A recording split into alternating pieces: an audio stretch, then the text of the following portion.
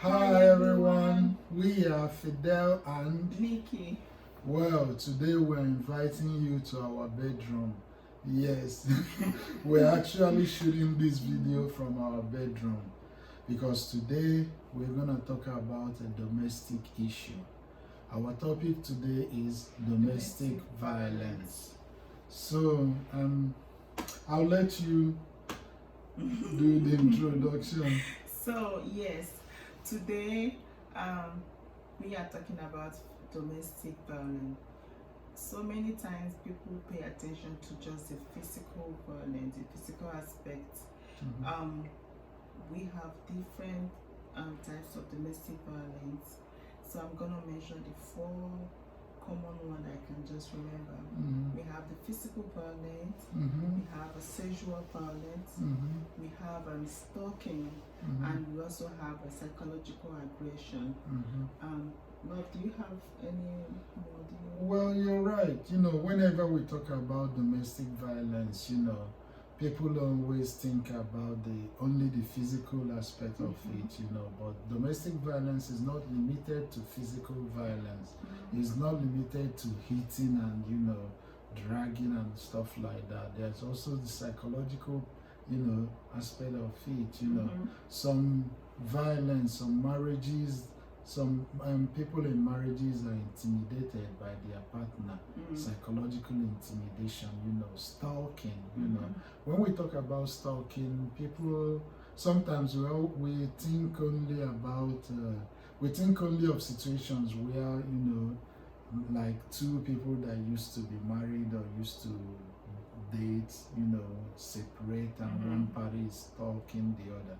But sometimes even in marriage, even while married, one party can stalk the other, by invasion of privacy and stuff like that. So yeah, so we have a few different ways you can avoid domestic violence in relationship or marriage. We've been married for over 10 years Over 10 now, years. so we have some advice to give that has been working for us, right?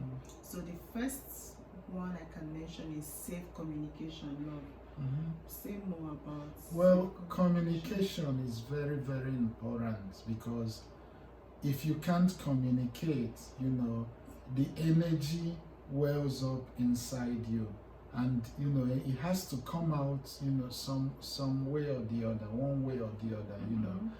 If you can't sit down and let it out like an adult, you two sit down and sort out your problems. That's the healthy way of letting it out. If you can't let it out that way, it's gonna come out through other ways. It's gonna come out through anger.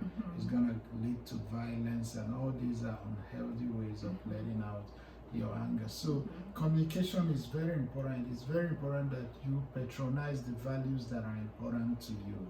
Don't hold it back, and be assertive enough to let your partner know that this is what you want. These are the things that are important to you. These are the things that you do not like. You have to be able to, because if you don't say it, there's no way. Some people, you hold things inside you without letting it out, and then you expect your partner to know. So you have to say it out. If your partner can't deal with it, and this communication is important, that it starts at the initial stages of the relationship. You have to talk to your prospective husband, your prospective wife. You have to communicate, let him know the things you want, the things you expect from him. If he can't deal with these things, then that's a sign it might not work. Then you two will decide whether to go on or whether to go your ways. But don't hold it back. You cannot hold things back from your partner when you're in a relationship. Every little thing, anger, they develop momentum. Emotions gain momentum. You think it's just a little thing that is bothering you. You keep it inside you. It keeps boiling. One day it's gonna explode, and when it explodes, it might explode in a destructive way, in a domestic, in a way that may lead to violence and stuff. So another point we have is trust. You know, Trust. even business partners trust each other. So Well, trust is very, very important in relationship. yes, you have to have a certain level of trust. I know, you can argue that you can never trust another person completely because we're all individuals of our own. There's no way you can tell what the other person is doing behind you, but that's where security comes in. You can't be insecure. You've decided to marry this person, or you've decided to be in a relationship with this person. So when you are leaving home, you have to be able to, like when you get to work, you have to be able to put your mind 100% at work. You can't be working, half your mind is at work, the other half is thinking about what your partner is doing at home, whether he or she is cheating. That's gonna affect your productivity. That's gonna affect your mind, and that's unhealthy. You can't live like that. So and when you can't trust somebody to this extent, to the extent that when you can leave the person without bothering what that person is doing. If you can't trust somebody to that extent, that means you have a problem and not the other party. Insecurity is your problem and not the other. You have to realize that, my personal way of dealing with it is that I realize that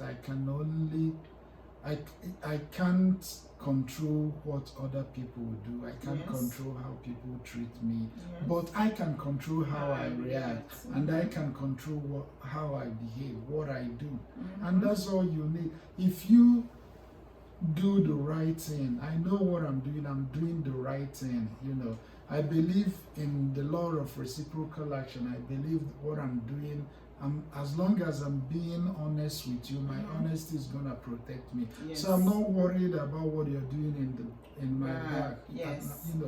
And if you're doing bad, if you're doing something evil behind me, I'm sorry for you, because I know it's gonna come back to you, and I know I'm protected because my own heart protects me.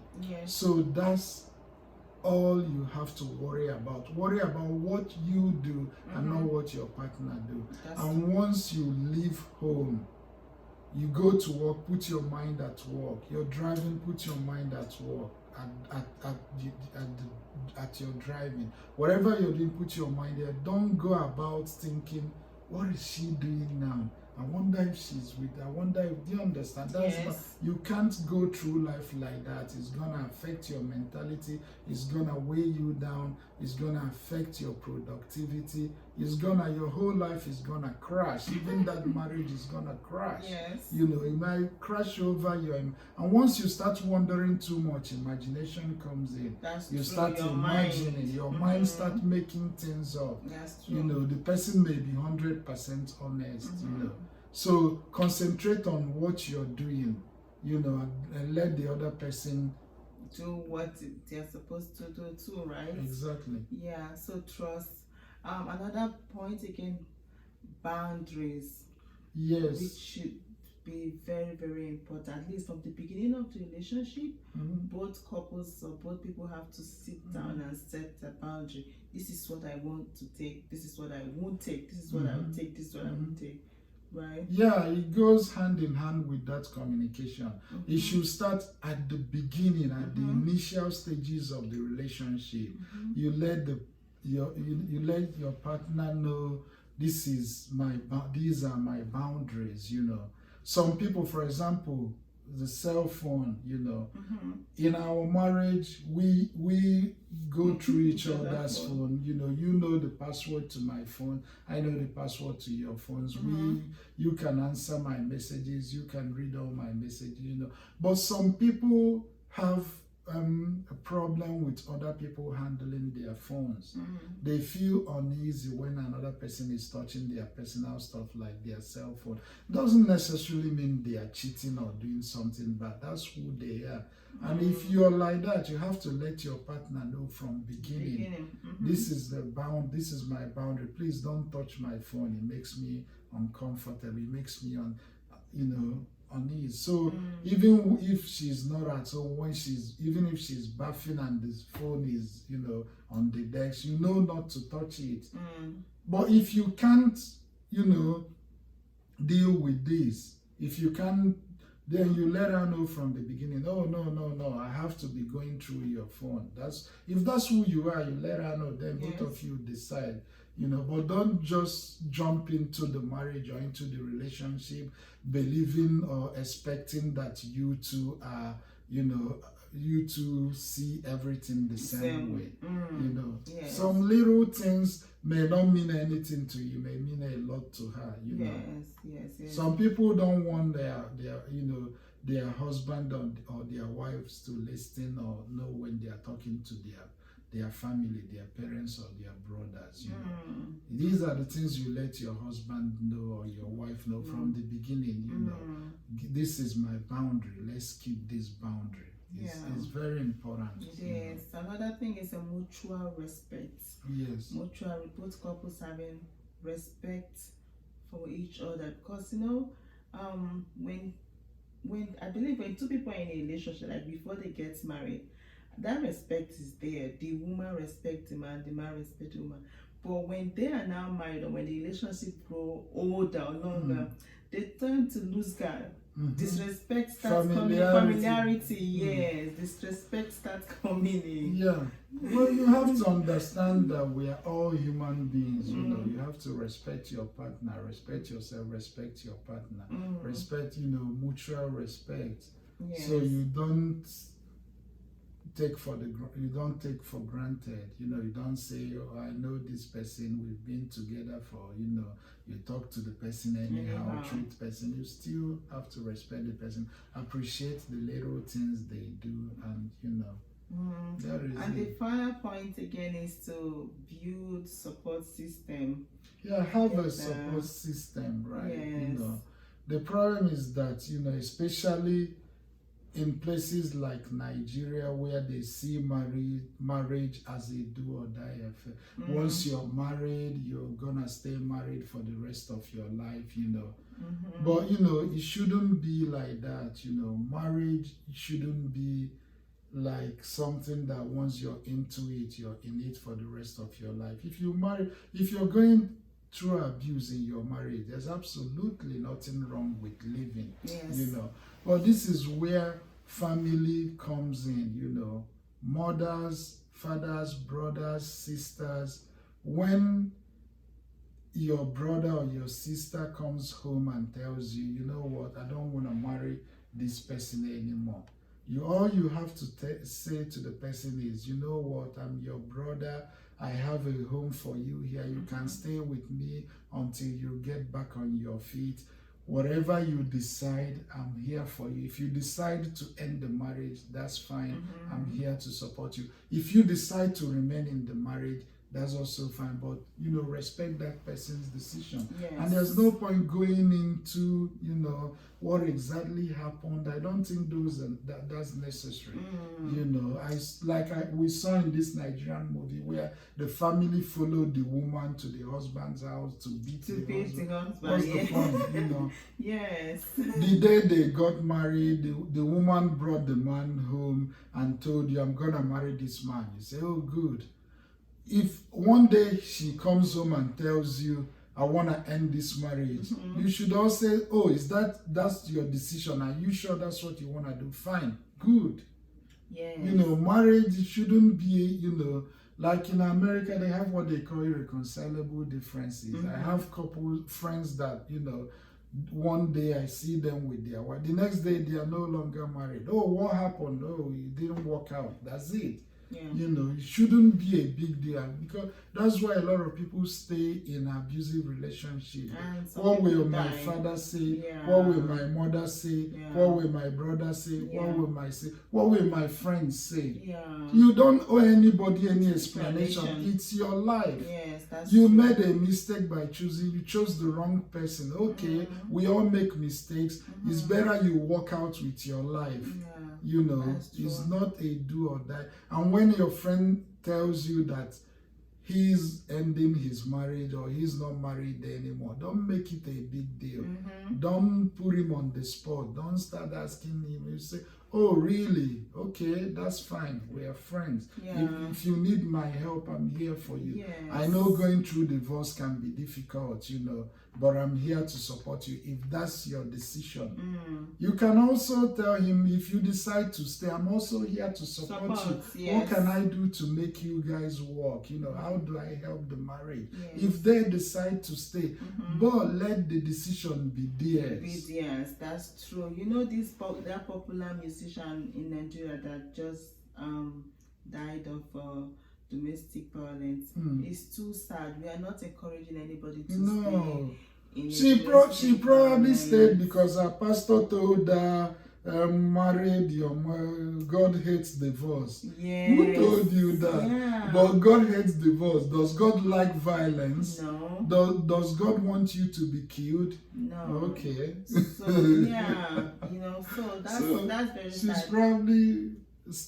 She probably stayed because she was afraid of what the pastor would say, what the mother, what the father, what the brother, what the society will say. That's true. Please don't interfere with other adults' decision, even if they are your brother, even if they are your children, as long as they are adult. If your daughter or your son comes home with a man or a woman, Mom, Dad, I want to marry this man or I want to marry this girl, you pull her by the side. Hey, are you sure? Do you love him? Yes. Does she love you? Are you sure? Nobody is forcing you, right? Right. Good. I support your decision. That's it. Yes. The day it doesn't work, she comes back home. Mom, Dad, I don't want to see that man anymore. Oh, really? Are you sure? I'm here for you. I support you if that's your decision. You don't have to go through abuse. Yes. That's it. So we've mentioned ways to avoid domestic violence. We have some advice to give to women, because sometimes this abuse can also be avoided if we do some certain things, right?